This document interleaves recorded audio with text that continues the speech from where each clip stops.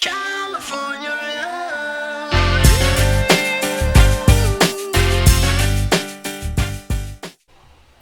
Hello everyone, welcome to the Majestix Heroclix podcast. If you like our content, please like and subscribe, it really helps us out. If you're interested in learning more about the Bronze Age format and the Majestix Open Series, please check out openseries.majestixccg.com. Also, if you want to learn about Heroclix strategies, tactics, and lists from the game's top players, please visit majestixccg.com/apex-insiders. Lastly, if you're looking for Heroclix singles, please visit our eBay stores at stores.ebay.com/MajestixHeroclix and stores.ebay.com/ClicksCollective. All the links for everything I just talked about is below in the description. And again, my name is Jeff, and today we're joined by Patrick Booth, Clay Wood, and the most recent winner of our Bronze Age event, Anthony Barragon of Team Phoenix Nest. Woot woot. Did I get that right, Anthony? Did I emphasize the F enough? Hey, it's close enough. I do my best, right? Well, congratulations on your win. Very Thank cool. you. So we're going to discuss with you today your team, how you went throughout the day, and then we're going to kind of look at the other teams from the event and kind of just discuss the event. And then at the end, we're going to talk about Black Lanterns because that shit is crazy. I'd say it was over half the field, right? It definitely felt like it. All right, so I'm going to share my screen. Skype, where am I? I want to share this one. All right, can you guys see? Nope. No. No? All right, let's try that again. That's awkward. Can you see it now? No. No. No. All right, well, you guys can go ahead and pull it up on your own, the HC Units page for the event. I know how to use that now. You do. Have you actually used it since we spoke last? No, because I can't use it on my phone because it keeps asking me to log in through my iPad, and I don't have my iPad with me all the time. Bad Google. Bad.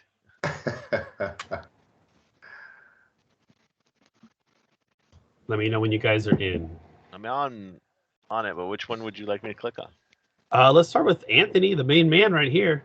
What's the name That of the guy. event? Oh, go to Explore. You're going to type on tournaments, or click on tournaments, excuse me, Majestix SoCal Winter Break. Okay, so the thing on the It's- front page. Apparently, the only HeroClix event since Worlds, and that was about a month ago. Okay.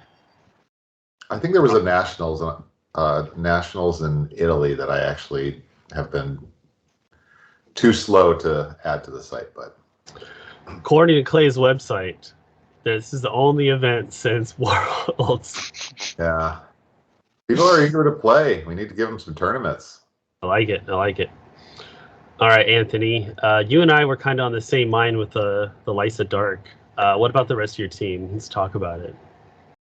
Oh, well, the team really just originated from trying to find the most annoying figure to spool up with the Black Lanterns, and there's this pretty cool thread on HC Realms I use from time to time that helps with keyword cheating, and I stumbled across the X-Men Rise and Fall rare Mr. Sinister, who during force construction chooses a character on the starting force that is equal to or less points than him to gain his keywords.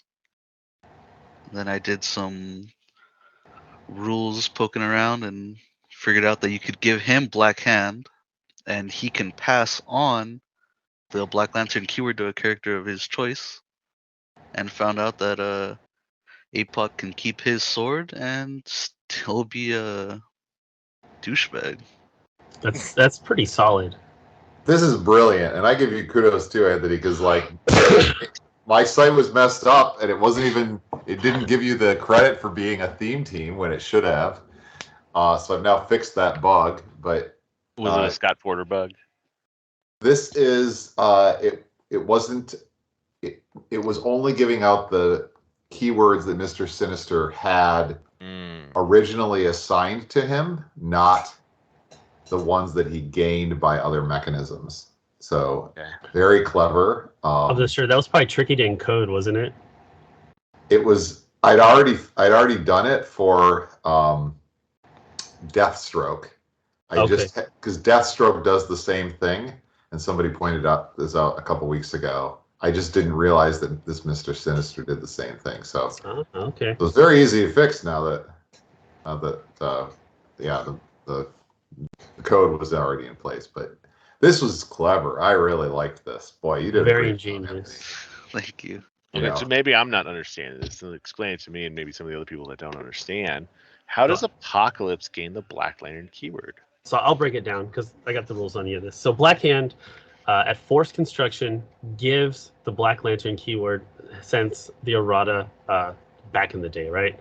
So given it to Mr. Sinister, correct? At forced, so this is all happening during forced construction, and things are a little easier to deal with at forced construction. So at forced construction, he now has Black Lantern keyword because of his my own clone bodyguard. He's able to give it to Apocalypse because he is 35 points in comparison to his 40 points. So Black Hand gives it to Mr. Sinister. Mr. Sinister's trait lets him give it to someone else. Yes, sir. Yo. Very cool. And then, as Anthony mentioned, the big key here is that you don't have to assign Black Hand directly to APOC, so therefore you're able to equip him with I'm assuming was the Soul Sword in most instances, and then he is really, really, really hard to kill. And so I think the other teams we saw in the tournament, I'm sure we'll get into in a moment, did not have this, and so they did not have the Soul Sword, and I think an APOC or Genesis with the Soul Sword's a much harder thing to kill. I know sure. one thing I want to ask, like right away, like when I saw this, I was like, I know I've been listening to a lot of other people out there, and they're wondering why, or in their cases, what to put on a Black Lantern Batman as he jumps across the field. And I noticed you put an emotion modifier. Why did you choose that? Because the idea was that I would send in Batman like a bomb, if you will. Necron would move up if he must, do his free action to place the grave terrain marker 7 squares away, and then Batman, who would already be in one, would free action port over there, and then he would either pick the Battle Fury option on Emo mod to get rid of any pesky shape change, or if I just really needed you to have worse values than you already have, then -1 attack or defense. That's a very interesting take on that. I think most people would have like made Batman more aggressive. You decided to make him more as a utility piece. That's really cool. Thank you. So Anthony, I was looking, and it looked like you were, is that 7th before in the top cut? So did you lose once or twice earlier? So I'm curious to hear more about what happened in the Swiss, and how did you manage to like pull it out in the end? Well, I suppose we'll start with round 1, right? Yeah. Sure. Yeah. So, round 1, I play Austin Murray, who's running Unimind at low, and he's got Makari and I believe it was Ajax on the sideline, 4 Uniminds forged in the blue flame trait, and Unimind was equipped with none other than Black Hand himself. So he was running his own version of the Black Lantern team, and I was able to win map. He came up a little bit, and by turn 2, my Apocalypse was on click 1, and I was able to full send him in. And that game I had actually chosen the set Muramasa sword because I knew I would be having to deal with some really dumb stop clicks with Unimind. And the set Muramasa, for those who don't know, says that if you when you use blades and you roll a 1, 2, or 3, you actually ignore defense powers. And the way Blades of Klaus Fangs is worded, you deal a minimum of your printed -1. So APOC at full is a printed 6, so I would at minimum be doing 5 straight through on a tent pole, which is phenomenal. Love it. Very crafty, sir. Very much so. So this was a case where you played Miramasa instead of Soul Sword? Yeah, because since Apocalypse is only technically 40 points upon him being scored, it allowed me to be reckless with him in a way where most people, if you play a full point APOC, you're very conservative and you're defensive. You're worried about him taking damage. But in this scenario where he's only 40 points, I want him to take the damage because my opponent's just hurting themselves trying to get 40 points as opposed to winning the game straight up. Yeah. Makes sense. I love it. I'm the reckless guy here. I love reckless abandonment when it comes to Heroclix. Fortune So favors. round 2. So you triumphed in round 1. And then in round 2, I played none other than Nicholas Madison himself. Oh, don't worry about him. We disowned him. So I preview of the keyhauled final him and I kicked match him right off the there, ship. huh? He's sitting in a dinghy behind us getting pulled. We'll see how that works for next week. Poor guy.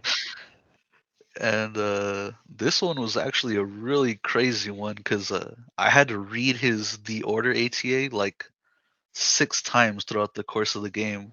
Mm-hmm. Putting that on the team was really a really good idea.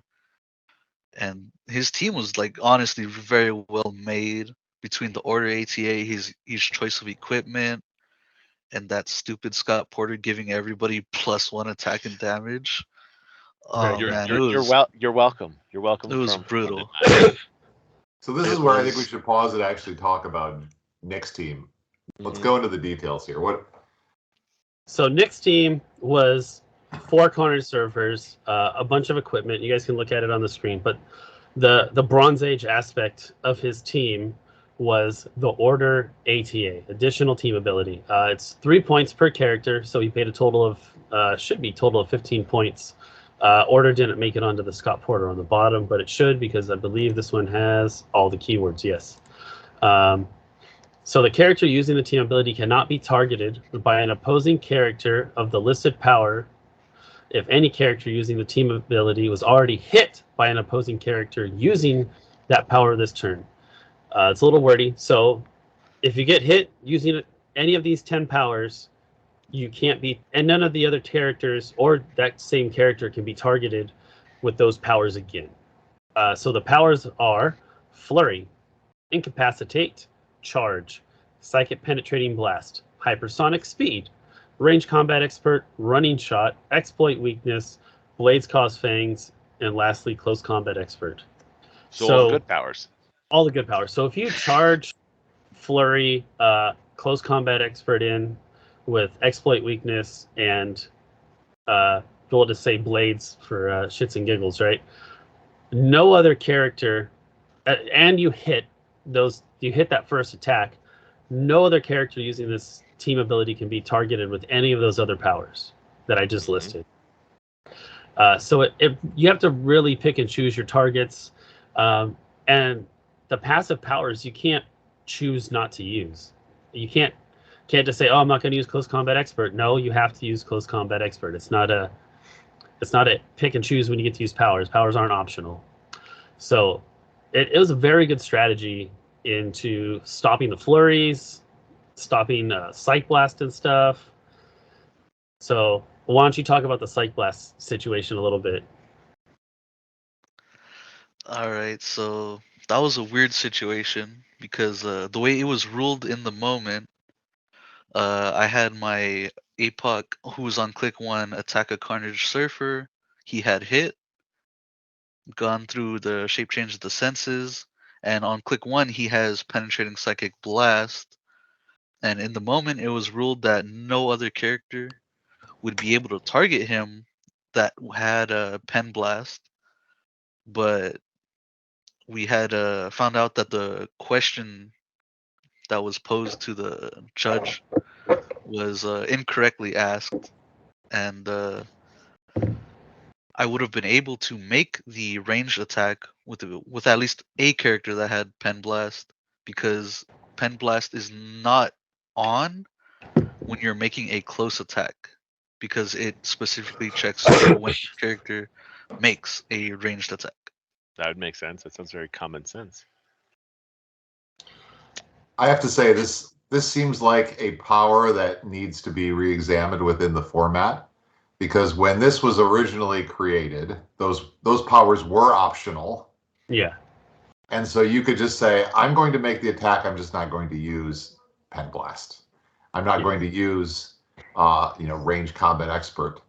And the fact that they are now passive grossly changes this power in the way that I don't think was ever intended for it to be the case.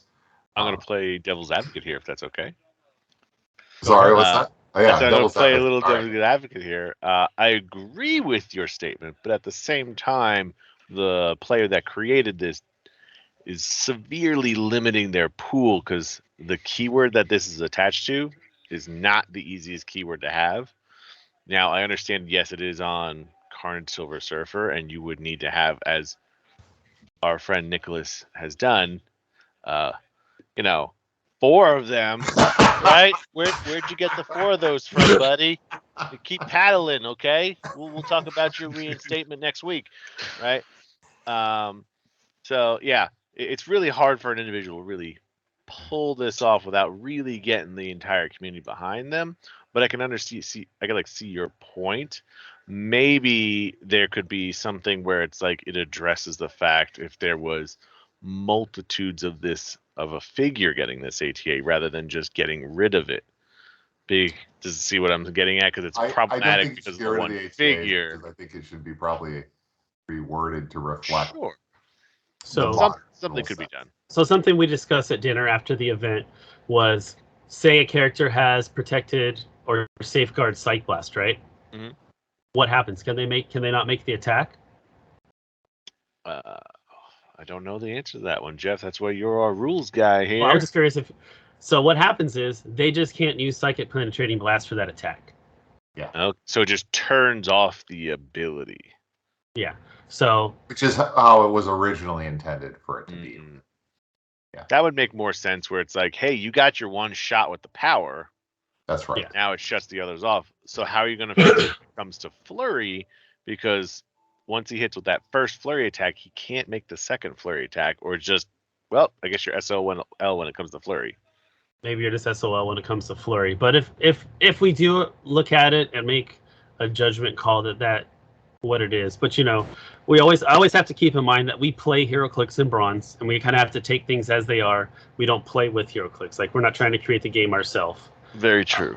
We don't want to go with the intent or interpret it in our way. Like, we have to play with it how it is. So if it does become an issue, like, obviously it'll go on the watch list, and then steps will be taken. So you never know. Maybe it only ever gets seen once, never seen again. Like a fart in the wind. Nobody's going to let Nick borrow those 2 other Carnage Surfers. I may not. I don't know after his poor performance. Fair.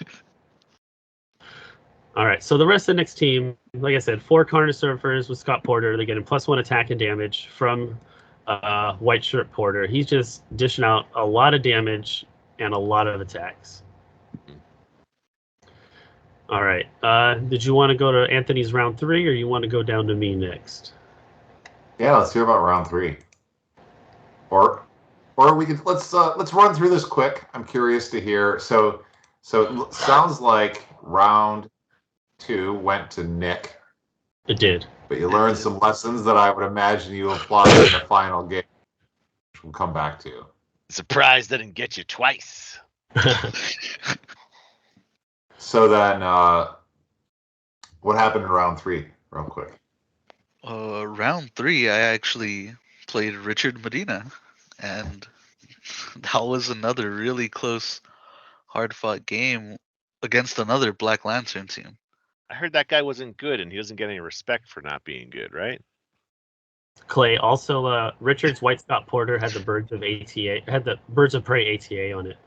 Oh, okay. All right, I'll fix that. I feel like we need to do hashtag, help Medina get respect there. He really deserves it sometimes. That guy's really good.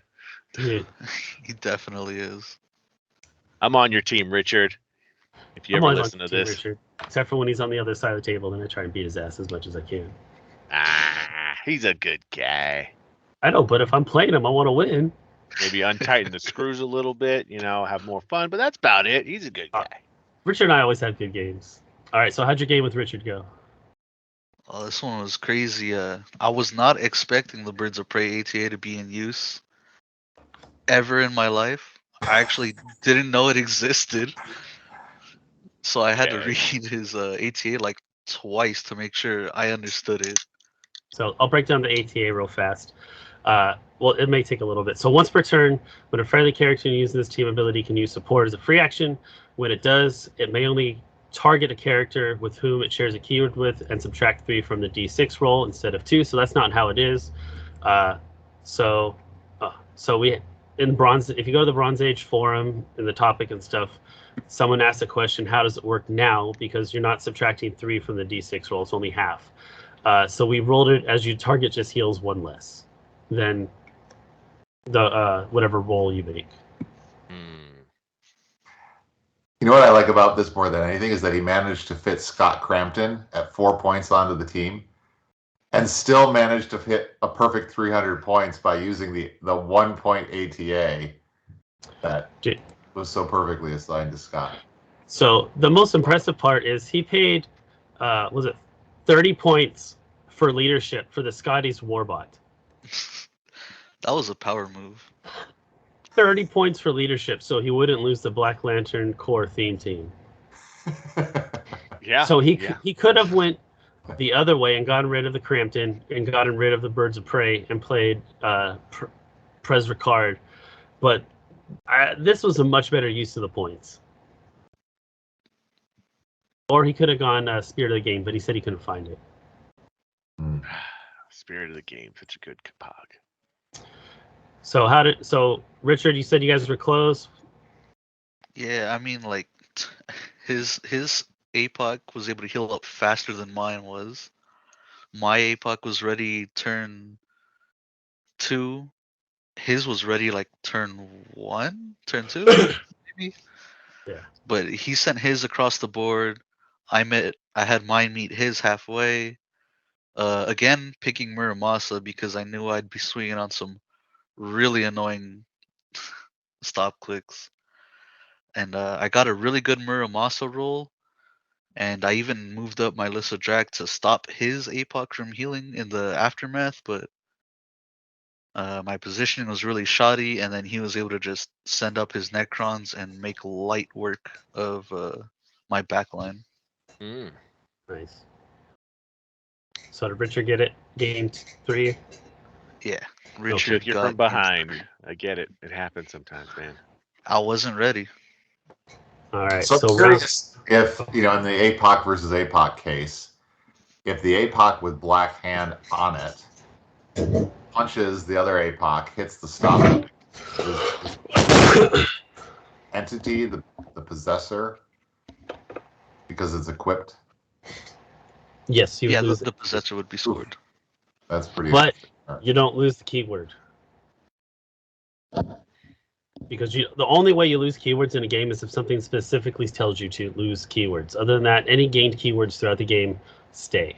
I thought that only happened if you got removed from the map and then got put back on the map from a different thing. Then you're a new character. Yes, so that's the other way. When a character goes to the sideline, it loses all gained keywords. Mm-hmm. But when the character returns from the sideline, it gains all lost keywords. Correct. That's what I was trying to say. So here's a question too. Looking at the destructive parry power, it says, when this click is revealed due to taking damage from an attack, KO an object equipped to the attacker. It's not an object, even though it's equipped. Equipment are objects, but possessor are not. Correct. Oh yeah, so then we played it wrong. Whap, whap. All right, we learned something. Good job, Clay. Gave Richard the extra 25 points. Got to put a sound effect in here for the wah, wah, wah, wah, wah. Reading is a skill. Good job, Clay. Woohoo! All right. Your comeback round 4. I'm not going to open up old wounds for Clay about reading. He knows what he did. Round 4.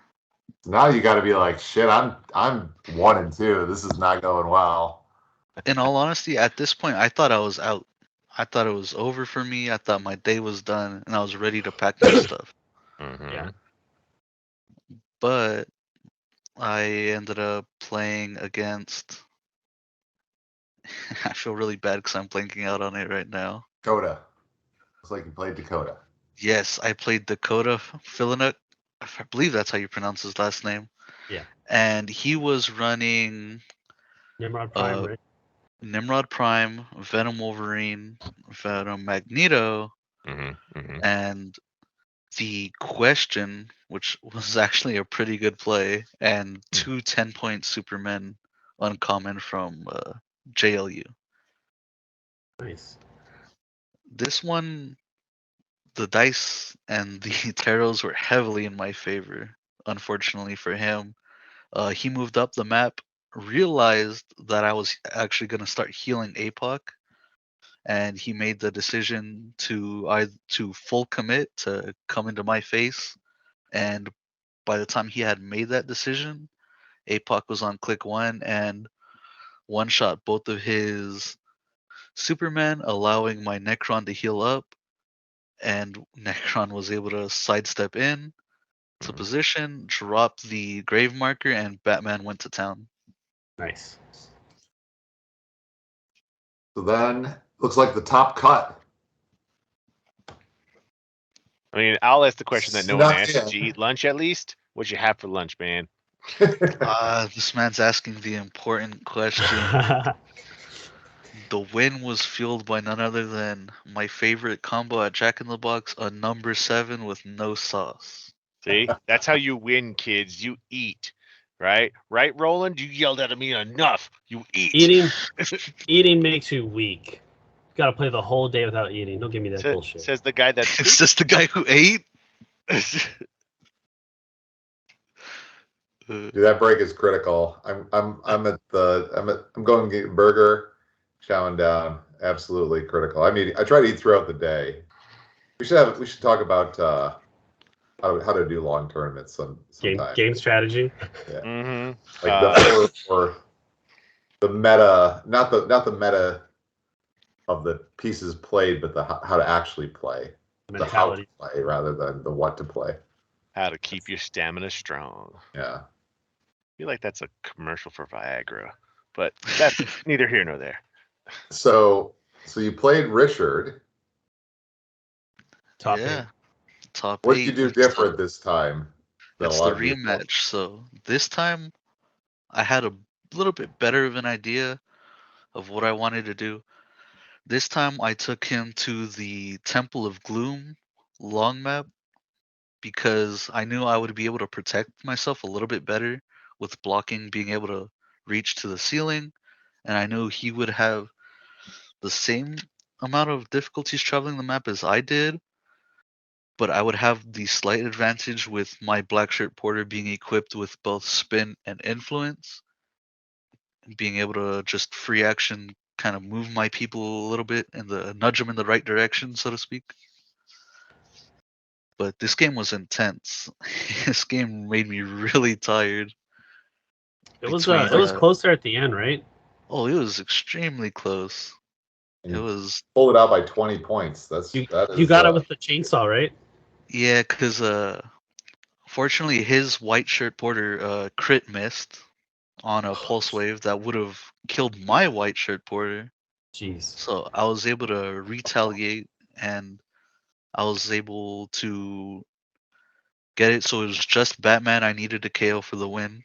But Batman is a 18 defense with combat reflexes, unfortunately, and my chainsaw was in range of his Dune Buggy.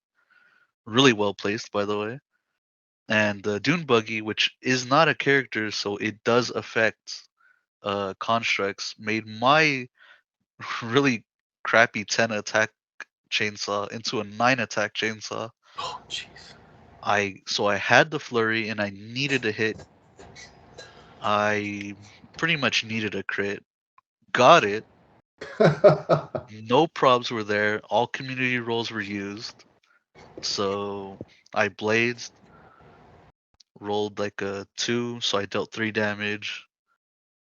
I was 9 on a 18. Still need an incredible roll. I rolled a 10 and rolled a 5 for the blades, and that was game. And that was my last action too. Can't be mad Sometimes at it's that. better to be lucky than good. Can't be mad at that. Very lucky. Oh man, that's intense. So, who did you play next? It's not actually updated on the win, so I can't see. So next I played Dwight Maxwell, Ah, who was running a pretty cool animal team. Yes. I a little I funky. loved that he was running Bebop and Rocksteady. so Jeff, tell us about this team. I actually didn't see this team clean played. But if I remember correctly, Bebop Rocksteady has. They make a range attack after resolutions, they make a close attack. So it looks like he paired him up with a Skybreaker. So Skybreaker gives you blades, blades gives you range attack, and then obviously, range attack, you get a close attack. So that's the thing, right? And is it once per turn?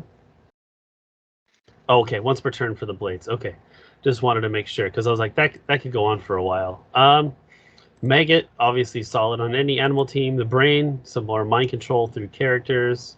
Lockjaw, Porter, and High Evo Prime for those perplexes. Well, how did So the Bebop Rocksteady, so they make a close attack with blades. Yep. That triggers the trait, which allows them to make a range. They make the Skybreaker gives them a free ranged attack. Yeah. And then that triggers the trait that gives them another close attack. Yes. So punch, shoot, punch is what I'm hearing. Yeah. You shoot him, I'll punch him. It's pretty clever. It's kind of expensive for 125 points. Yeah. But 3 attacks is not terrible. No. He's got decent stats up top, and then he drops down to close combat expert, which makes up for the lower stats on the bottom part. But he goes to, so it's 11-4 on click 1, then it's 11-3 with close combat expert. Then it's a 10 for 4 on 3 and with close combat expert, and then it's a 10 for 3 close combat expert. Then it goes 11, 10, 10 with some RCE 3-4-3 on the regen. So the 10s are a little shaky with such high defenses and stuff, but yeah, that's pretty solid damage that you're dishing out. So I think he's also playing the brain. Yes. And the 'Cause they second can trait mind with control Bebop him. and Rocksteady allows the brain to mind control him, run him across the board, and then he can go and take his action this turn, right? So realistically, what it yes. sounds like this is with the brain, this guy's making 6 attacks in a turn. There it is. Once per turn, a friendly character with 25 points or more that shares a keyword may target Bebop Rocksteady with mind control. Yep, there it is. That's worth Or it. 5. I don't know if the sword is a once per turn. The sword is a once per turn.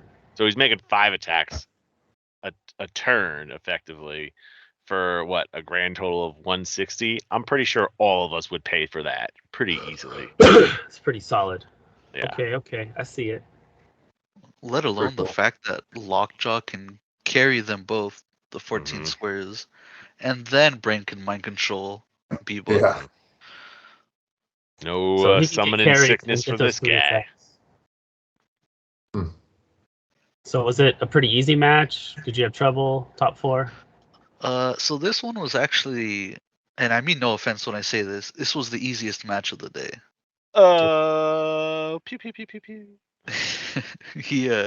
He won map and decided to take me to Wakanda, and I was able to use my terrain and pretty much wall him out from coming to me until my Apocalypse was ready to go.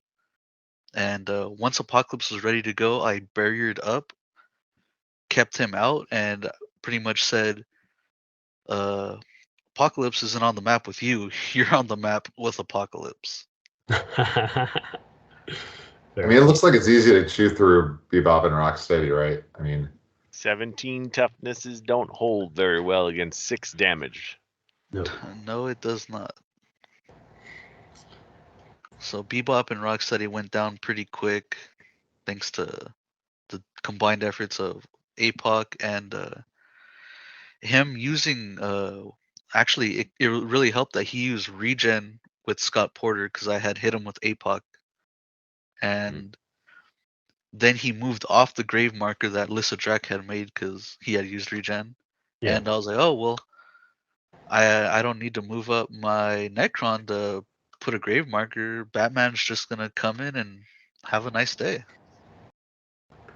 I think this is so cool because I mean, it may have been your easiest match, but it's also one of the more unique teams that we've seen in the day, and really, it's a great example of using some pieces to buff the heck out of an old one that was, I think, most people consider unplayable. So, Yeah, for sure. That's a big. I hope this kudos guy to- got like a to bronze builder reward or something. Yeah. He Well, did not. he got 4th place, so that's a pretty good award too. It is. Kudos, Dwight, man. Good job. Definitely. And then back to the finals. Now, the revenge. Yeah, my second Nick, we're rematch talking of the about day. you. You still stink. Take a shower, Nick. Yeah. Oof. He's not So gonna how make did me you manage stop. to deal with the shenanigans of not being able to, hit consistently? Or to get locked out of all of the your ability to punch people.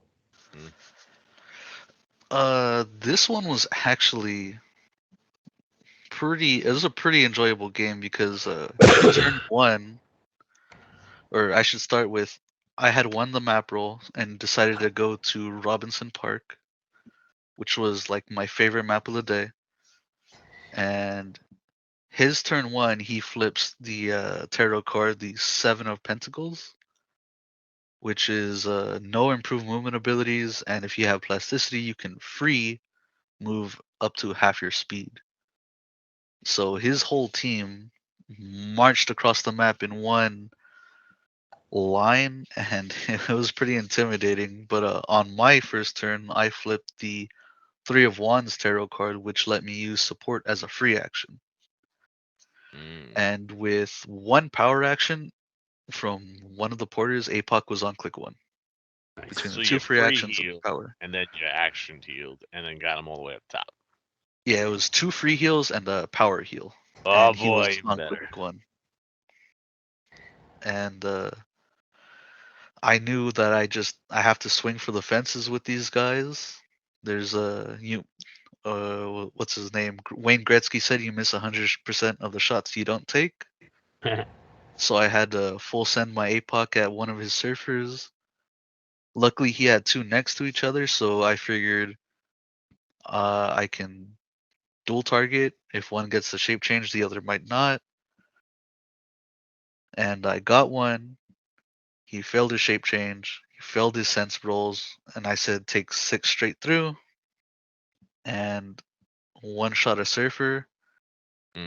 In that same turn, I was able to nudge Necron up slightly because he had healed onto his sidestep from me having KO'd his The surfer. and then he was able to take a shot on the Scott Porter, putting him on his stop click from APOC outwitting his toughness. And with my last action of the turn, I actually had Batman sidestep next to Black Shirt Porter, carry him over to his White Shirt Porter, and then he spun him in front of him and influenced him into the blocking, and I did not have to deal with the insane attack and damage output that his team has. Some very good tech right there to resolve that problem. Very cool. Well done. What a day of ups and downs. Phew. Or downs and ups, I guess, is more the way it played out. So, well, huge congratulations to you, Anthony. Man, this is a big Good one. job, my friend. Good job. Thank you very much. Definitely, showing why you are the champion of 2022 year, right? Yep. Very Mhm. much well deserved. Now, Jeff, you did pretty well this tournament as well. I You did. I made had a it. blast. You made it to the top 4. I did. I made top 4, and then I was It done. sounds like you lost to Nick in the We didn't play semifinals. our top 4 match. I conceded. Why? You know, Why is there's that? always someone that wants a scoop of ice cream, and he scooped. I had business stuff to do and family stuff to do, so I was done. Good reasons, honorable reasons. And like Nick and I had already played earlier in the day, and he beat me handedly. I was like, I'm done. You got it, Nick. So he went on to lose. Disappointing. I know. That's why he's in the dinghy. So Anthony, yours and I's teams were very similar. We had a lot of the same stuff, a little different. So I went with 2 Batmans instead of Sinister, of course. And I had the all black on one and Influence and Lightning on the other Batman. I went with Genesis over APOC, which I think was I the only Blackhand player to go Genesis? Jose also did it, but he did the Yeah. Sinister route. Got it. Okay. So what do you think? APOC or Genesis? Which one is the better play? Out of curiosity. I think her damage output with the flurry, charge flurry, is way better. Yeah, I was talking about this on the way home with Jose, and I came to the conclusion that they're actually, from my perspective, they're equal.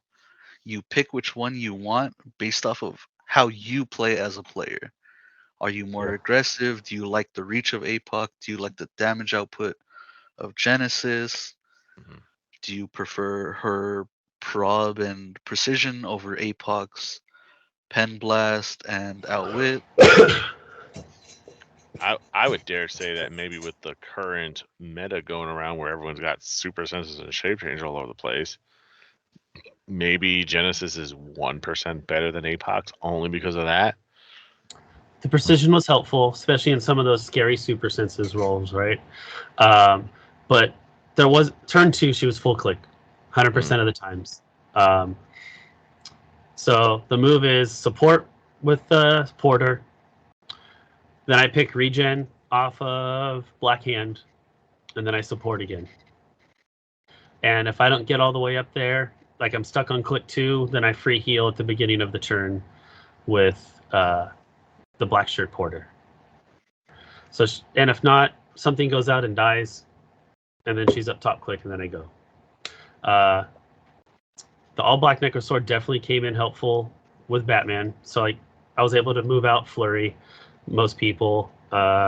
Liza was the clutch piece of the team because the grave terrain markers give them -1 combat values.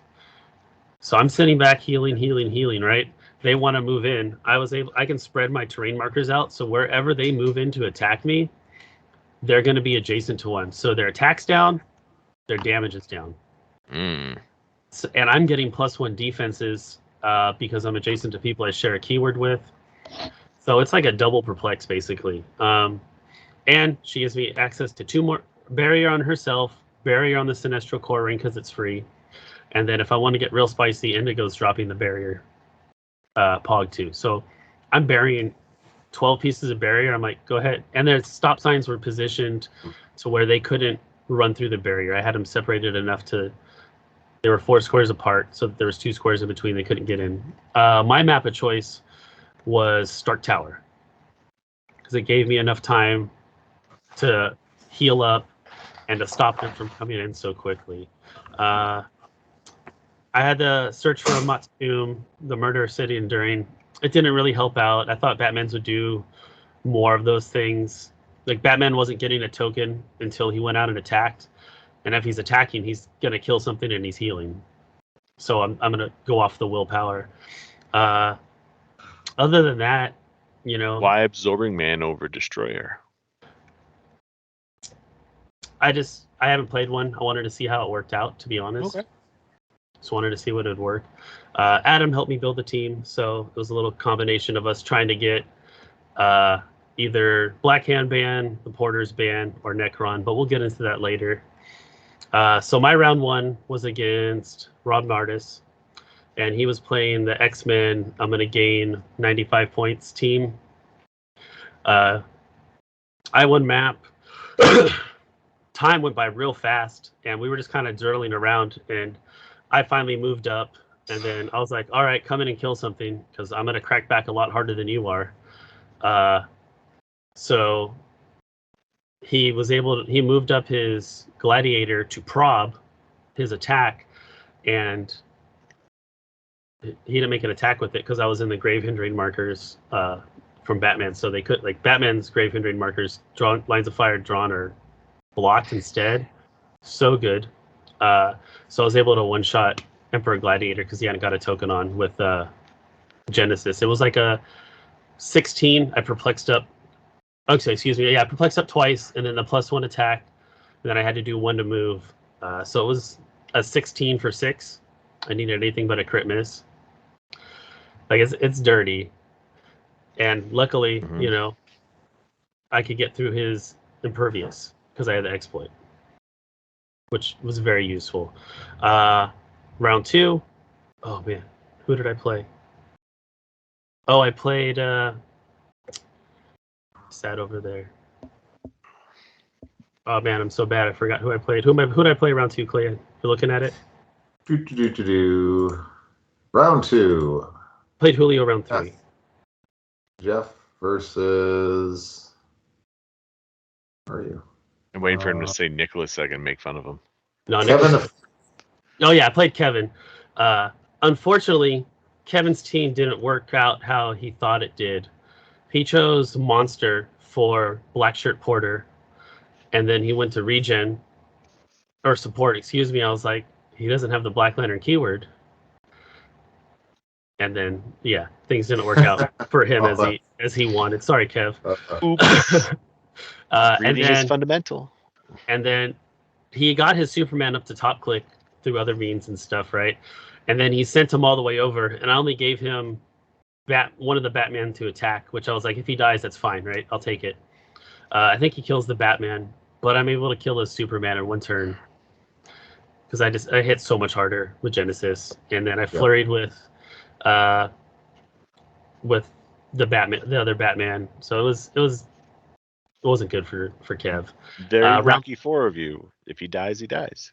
Yeah, and then round 3, I played Julio, which was actually a great match.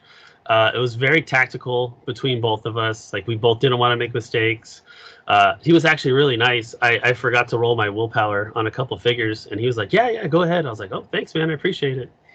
And then, you know, he had to take a couple things back later in the game, which I was more than happy to, since he set the tone early on with that.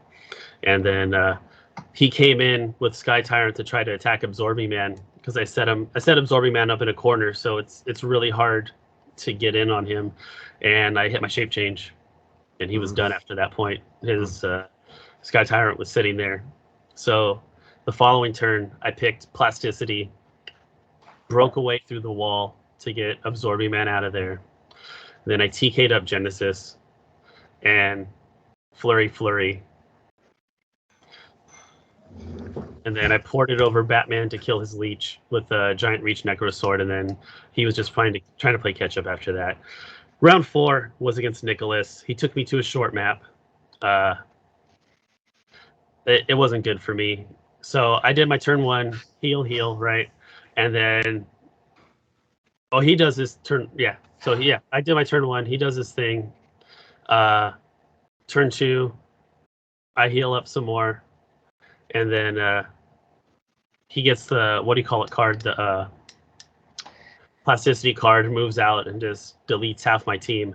There was a miscall on the ruling where he was allowed to use his improved targeting, hindering to target my Batmans and my figures in the stealth, which shouldn't have happened, which we came to the conclusion later on, because I was against it, but the judge said, no, that's how it works. I'm like, all right.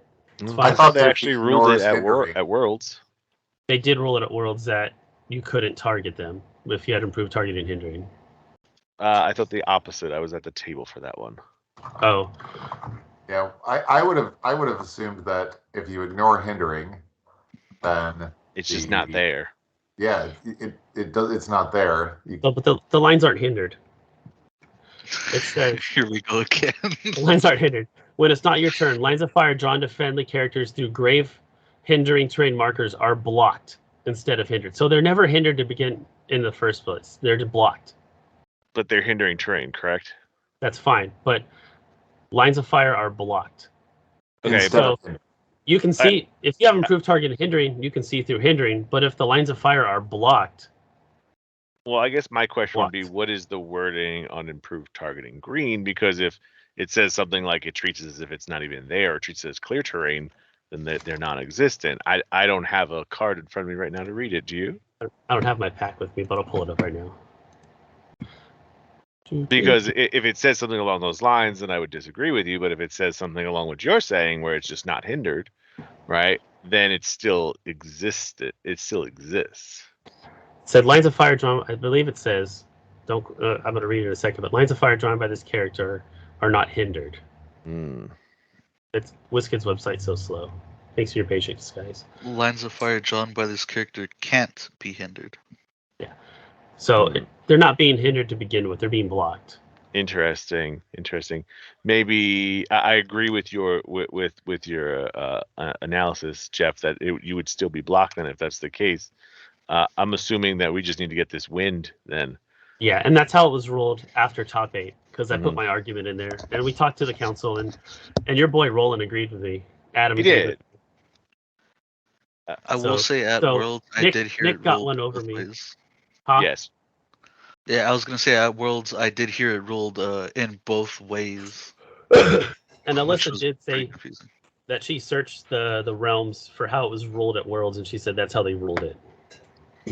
Yes. So, and then Whether correct or incorrect. Yeah, top 4, I played Rob again, and I ended up killing Gladiator, Dark Phoenix, and Apoc this time instead of just Emperor Gladiator. And then in top 4, Nick, I was like, "You got this, buddy." I had stuff to do. But other than that, it was a great event. My son got to play, which was a blast. So after the first 2 rounds, he played Craig Landers round 1, and he played. Who'd you play? Who'd you play round 3? You said, Anthony? Dakota. Yeah, he played Dakota round 2. So he was 2-0, 600 points. He had the pleasure of playing Nick round 3, and he got some points, but he took the L. Nick's team is very hard to get in on. And then he played Mission Points round 4. I personally have not had a chance to teach him what mission points were. But from my understanding, from what he told me and from what the TO told me, nobody explained to him what mission points were and how they work during that match. This is a disadvantage. So, I felt his opponent should have explained to him what mission points are and what they do. Fair. What do you guys think of that?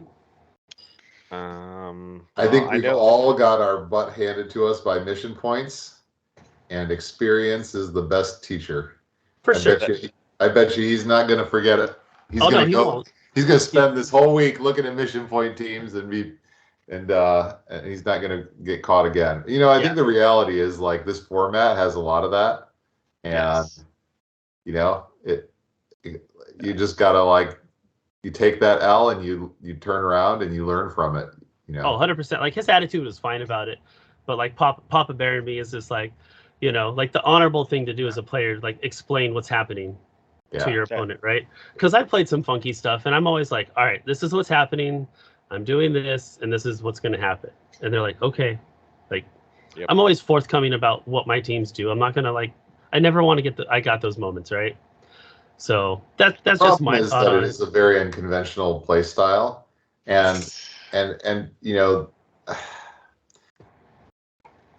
I think for the case of the mission point team, you're almost assuredly going to win you are going to win if that game goes to turn 4.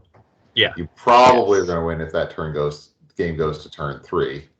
and you may win even on turn 2.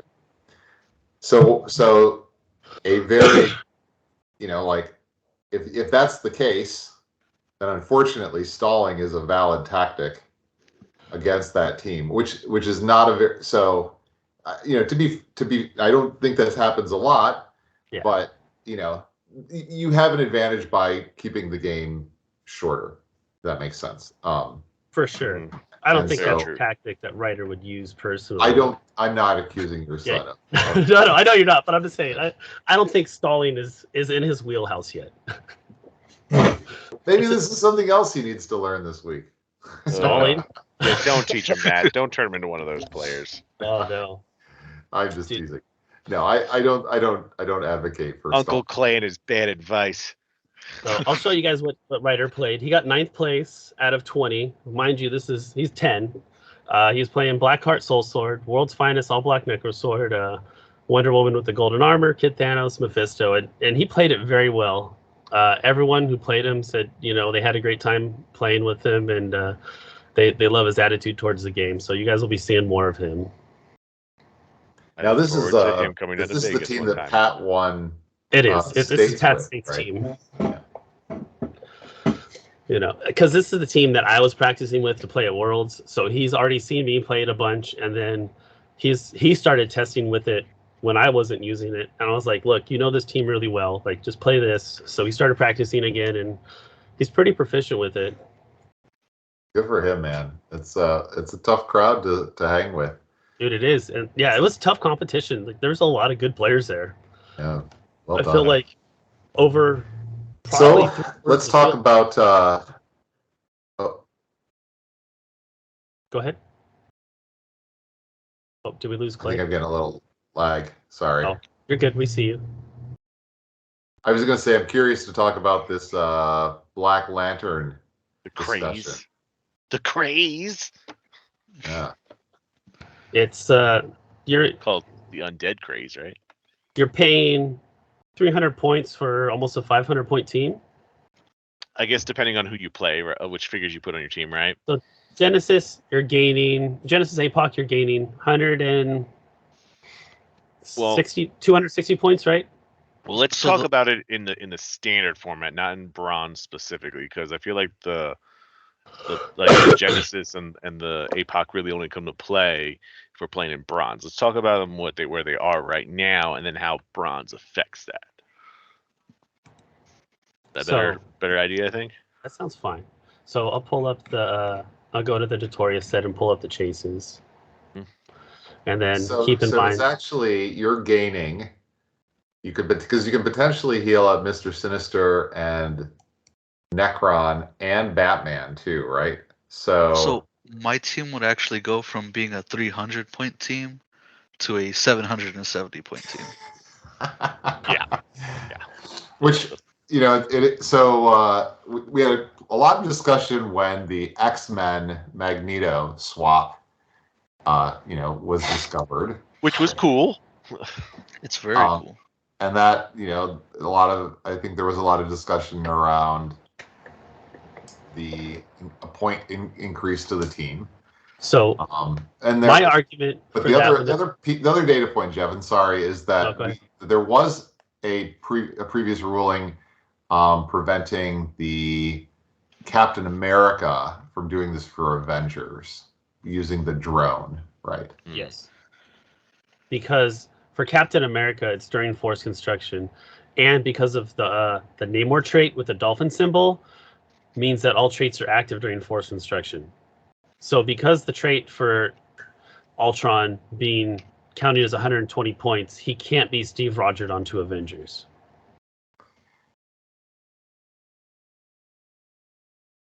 So where are we at with? I would assume that Black Hand's on the watch list.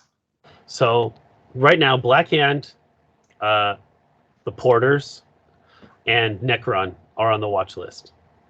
Okay, so Black Hand, because of the ability that he controlled this jank happen. So Black Hand gives you access to anyone who's not You could Black turn Lantern. a 2x2 from a 50-point character into a 600-point character, in essence. Yes. If you were able to equip that, but I know you can't.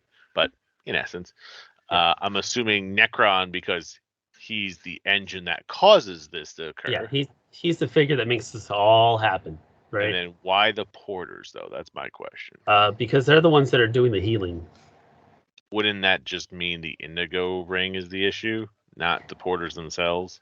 Because the indigos give them the support, correct? So, in my opinion, those two porters should have never been made. Like, they're way too good for what they do. Like, their cost effectiveness, their point, and what they do is so good. You're getting a free ring on one, or free going forward. You're getting a free equipment because pretty much all the equipment are going to have a keyword attached to them, right? So he's really only 15 points. Yes, you can look at them that way. And just they're so good for what they do. Like everyone was playing a porter.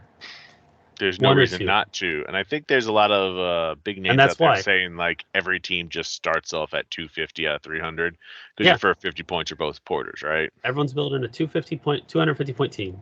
Mm-hmm. I think there's an interest. There are some trade-offs though, right? To maximize efficiency, you need a theme team. Correct. Mm-hmm. So that does restrict your ability. Don't get me started on the continuity tokens. Yeah. Or community tokens, excuse me. But the black one breaks that theme team. No, it doesn't break the theme team. It breaks the second trait where you don't get the damage bump, correct? Because they're not all on the same set. Yeah. Now let's play the devil's advocate here again. Let's look at Nick's team.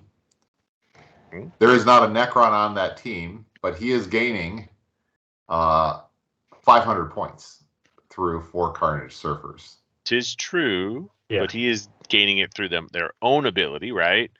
Not someone else fueling it, which I guess is the Necron argument, correct? Yeah. And he has to hit and kill things to. He has to kill things. Yeah. And without the white shirt porter giving him +1, is it white shirt, right? White shirt is the bump. Without him getting the +1 attack and damage, this team would be nowhere near as much of a threat. Everyone has the power gem. That's a very fascinating point. I'll be this way. I'll say it this way. I love the fact that WizKids is getting creative, I guess. And that they've kind of invented. I'm going to put the Carnages and the Black Lanterns in the same pool, where they've made characters where, they have 2-point values, but you realistically never pay for that first greater point value because it's way overcosted because you have other routes of getting there. Why put it on the dial? What did you say, Jeff? So why would you even put it on the dial then? Cool. Yeah, because I guess for battle royale purposes and things like that. Silly reason, but reason nonetheless. I would say what it sounds like is the real issue, from what I'm hearing, is that it's the efficiency of the Black Lanterns compared to that of the Carnages, because they don't have someone that's making it easier on their life. Exactly. So with the Carnages, they have to interact. They have to go and do things, right? So if they miss and whiff, right? They're screwed. Black Lanterns in Moderns even just have to sit back and support. Okay, Superman's top click. I'm going to free heal on Green Arrow. Next turn, do the same shit. And my team was pretty much Modern minus the Black Hand Genesis stuff. Like a few equipment could change around, right? But it functions the same way. I just choose a different person to heal. Like I can choose Superman to heal. Fair. But Superman, I think that the Genesis APOC are far and away the best options to put to abuse this. Far more even so than the Black Lantern Superman. Because they were not designed to, like the Black Lanterns, to be held up those 2 or 3 additional clicks. And we went through this, and there are actually not a lot of figures that have extremely high point values on one end and extremely low point values on the other. So there's one that I missed, and it was Eternity. Craig Landers brought it to my attention, but it's 100 points, and I believe Eternity is given during force construction. Eternity gains all keywords from other characters on your force, right? So you don't need the Black Hand, and then you can go from click 17 is their lowest starting value to click 1. So you could gain 16 clicks in theory through support and other things, right? Hey, you found the 2x2 I was talking about. Congratulations. Well, actually, you could do it with any 2x2 so long as they're lower points than Mr. Sinister. That's fair. That That's is fair. Because very true, there too. was a time where I thought about doing it for Wendigo. Ooh, That's dirty. so The funny thing is, I think I would argue that Top Dial Eternity is still less scary than Top Dial APOC or Genesis. oh, for sure. Because Fair 13, point, too. 13-6 exploit flurry precision strikes way scary. Now, I guess I'll pose this question: is this I don't know how I'm going to phrase this without sounding rude, and I don't wish to.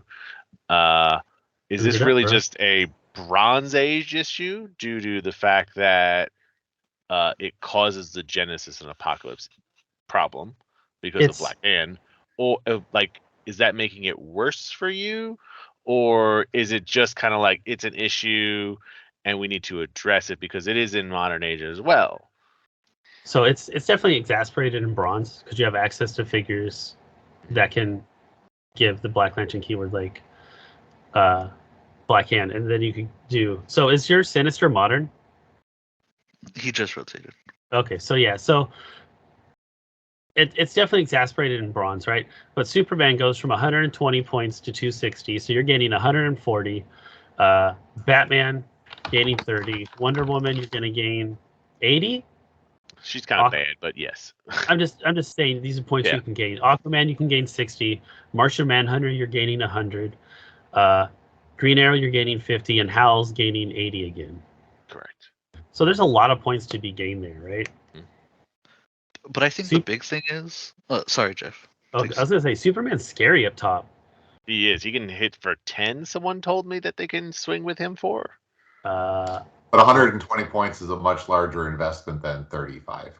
100%. Well, yeah, 100%. Yes. Well, it's at least 35 plus the 25. So we'll say 60 because you have to have the Black Hand on there somewhere. It's pretty much. I've been told to either do like double black Batman's or Batman Green Arrow or Superman is like your three options. And what were you going to say, Anthony? I'm interested. I was actually going to say that in modern, the Black Lanterns you have are a lot more manageable than what you have in bronze. Because in bronze, you're getting guys that have protected outwit and they have stop clicks. Whereas the Black Lanterns, there's no stop clicks.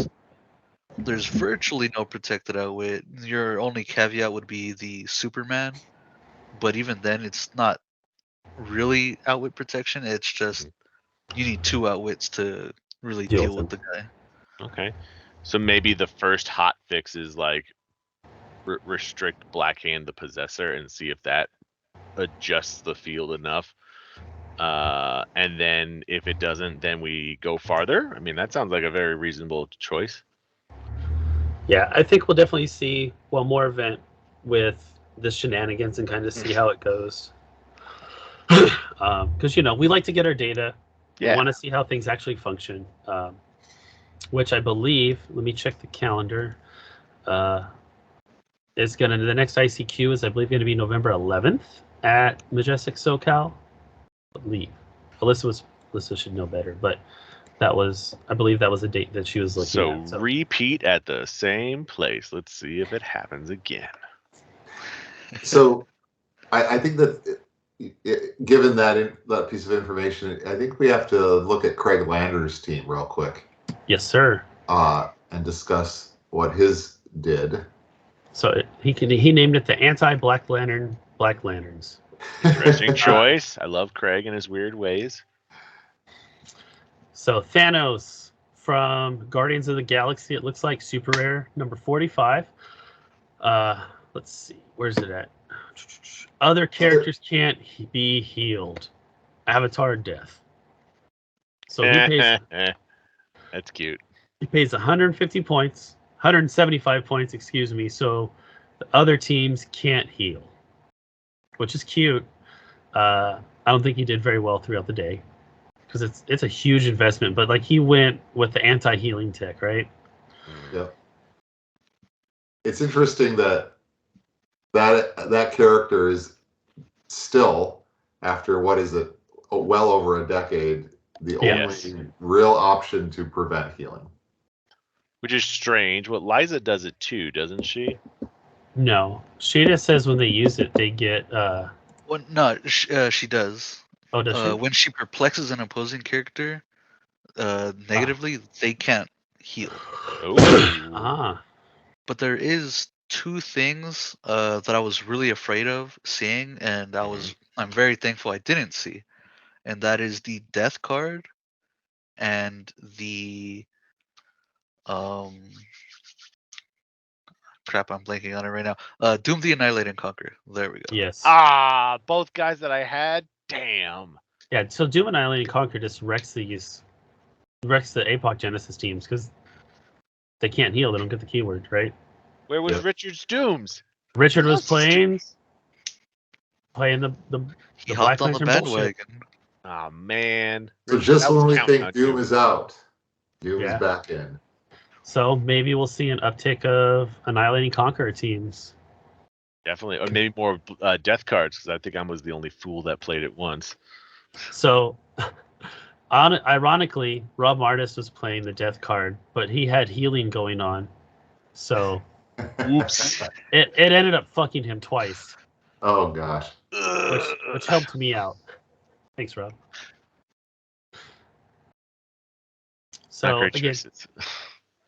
that's what's on. That's kind of what's going on with the bronze, and I'd love to see what modern events people are playing, but I don't think we have any forthcoming soon. I know Do you I guys- have one on Saturday. I know we have a local event coming like a up here. big bronze, like a big modern event. But like, how many people are going to be at your modern event? No clue. I mean, it's a win-a-brick.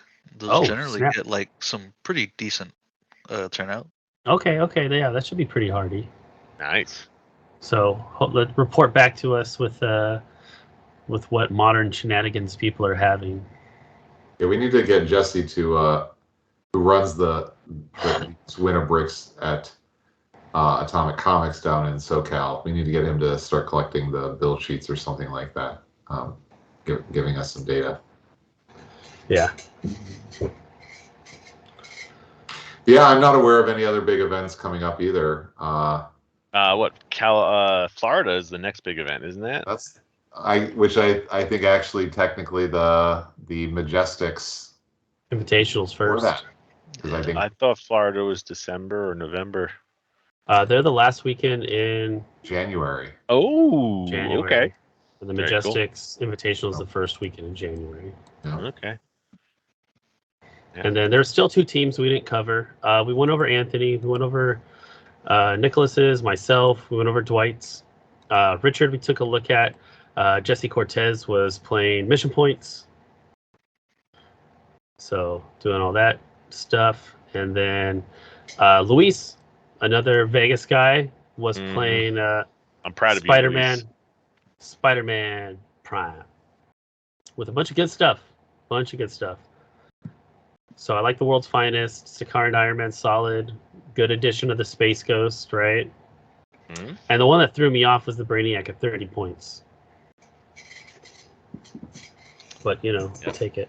It might be for the leadership. It Could was. And he was practicing that team for weeks with Nicholas. On every Sunday he could get away from his family to make sure he played. So I'm glad he did good. I'm proud of you, Luis. Nick, you can do better. He edged out Ryder by a few points. Oof. And then I think the last one is Brandon's team, right? Oh, yes. The second BBW winner. So you look at this and you're like, what's happening, right? It's a lot of giant girls. So the trick is this 200-point Scudder. This is from Pacific Rim. Mm-hmm. And the combo is with the Avengers 60th Spider-Man. And friendly characters that are adjacent or have Avengers keyword have wild card. So a lot of you guys may not know, Mystics used to be Kabu. No. And what the Kaiju team ability is the original Mystics. When this character using the Kaiju team ability takes damage from an attack, the attacker is dealt 1 unavoidable damage. This is not an attack. So It's immediate. It's not after resolutions. So in the middle of a flurry, you're taking the kaiju TA. So he just kind of goes out and makes a bunch of attacks with the giant girls, and if they get hit, they're taking one unavoidable. So that's 1, 2, 3, 4, 5, 6. 6 giant girls you got to kill, and unavoidable you have to chew through. He ended up going to 1 and 3 in the day. But you know, it was one of those meme teams that he wanted to try out just because it was cool, and Yeah. you know, he had a blast. And how often do you get to play Scunner, right? Tis true, sir. Tis Fucking true. stunner. Yeah. So it was him, and there's one other kaiju that's like 200 points, but this was the better of the two. Better of the two. Oh, very clever. I love it. All right. I think that covers it all, gents. Should we mention the dark side thing I was talking about at dinner? Oh, go ahead. Pull it up. So this is a really weird case of wording not being worded correctly on WizKid's part, but the Batman Team Up Super Rare Dark Side, the mission point Dark Side, doesn't actually gain mission points if you read his card thoroughly. It says, when a friendly character knocks back one or more opposing characters, if at least one character they knocked back hasn't been knocked back this turn, gain 1 mission point. And for those of you who are really into reading, you may have already realized that when he checks if a character hasn't been knocked back, they've actually already been knocked back. Bummer. So that's awkward. Wow. Super awkward. Man, WizKids. I'm sure there's someone out there with an English degree that would love to work for you. That definitely has student loans. That definitely needs money. That's fair. Because what else are you going to do with an English degree? Too funny. But Alyssa ran a great event. I think everything went pretty smoothly. You know, any errors in rulings was corrected throughout the day, and things were great. Like, we were able to fit everyone inside the shop. She fit 20 players inside the shop, so that was nice. I like the new setup. It was much cooler in the back room. It was much cooler. Well, I'm sorry I wasn't able to make it. Looking forward to the next one. Dude, I you was were busy. having the time of your life at a concert. It's pretty cool. Tool was pretty good. Nice. You said Tool? AC/DC was pretty amazing. I think that was Nice. the first show they've played in 7 years. They were wow. they were phenomenal. The first time I'd seen them. Dude, Didn't realize AC/DC was as good as they are. Very impressed. very nice. Yeah, that would be a good check mark off on the concert list. Yeah, I got to check a couple of those. Guns N' Roses hadn't seen. Oh, wow. Very nice. Judas Priest had never seen either. So Okay. Cool. How was your weekend with the lovely lady there, Patrick? Well, we celebrated our first anniversary. Thank you for asking. Aww. You know, it's important to take care of the people you love in your life. And Sarah, I'm talking about you, and we're going to eventually make you a Heroclix player. We're working on that. And we had a good time. Went to Tournament of Kings.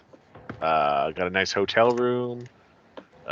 Went through the Red Rocks up here. Got to take some lovely pictures. And then we got suckered into dinner with my parents because they didn't want to pay for dinner.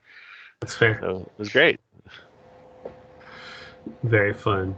Then, Anthony and I were kicking ass. Yeah, you guys were kicking ass, and I'm not going to say what I was going to say. Slapping ass. I'll say it free, but plausible deniability. All right. Next week, same time, gents. let's do it. Same time, same clicks place. Same bat channel, same bat clicks. We're My going name's to talk Anthony. about some Wheels of Vengeance previews. Yeah. Wheels of Vengeance.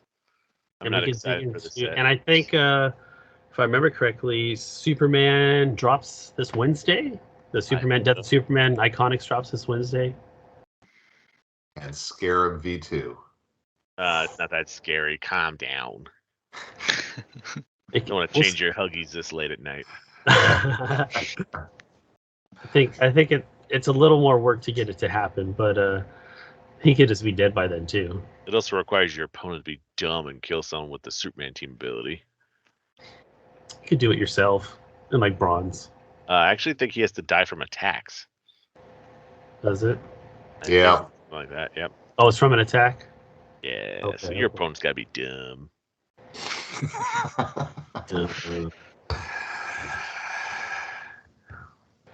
All right. I look forward to seeing how people have managed to break that on the next Yeah. episode. It'll happen. Usually does. What? Black Lantern Superman doesn't have the team ability, right? I think he does. He does. But- Just he regular does. Superman TA? Just regular Superman TA. Yeah. Oh man, maybe that's the one you got to pair it with. Put up the big guy that everyone needs to kill, or he's gonna kill you. That's fair. It's very fair. All right. Don't forget to practice rolling your dice, guys. Take it easy. Have a great night. Shake it, Cali. West Coast.